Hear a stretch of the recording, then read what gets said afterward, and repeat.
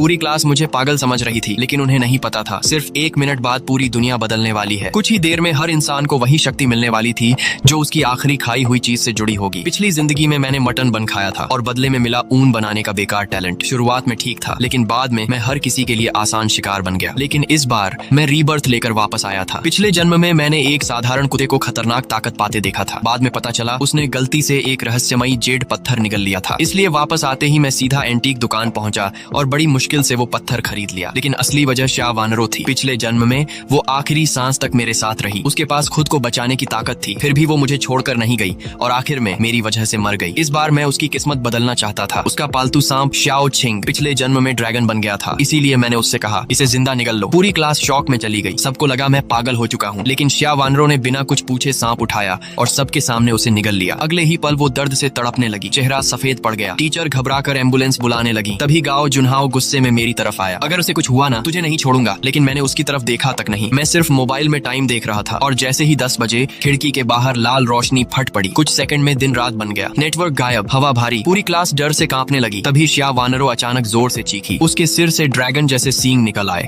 शरीर पर चमकती स्केल्स उभर आईं, पीछे लंबी ड्रैगन टेल लहराने लगी। उसके चारों तरफ नीली बिजली चमक रही थी। पूरी क्लास डर से पीछे हट गई, लेकिन मैं समझ चुका था उसने ड्रैगन की शक्ति जागृत कर ली थी।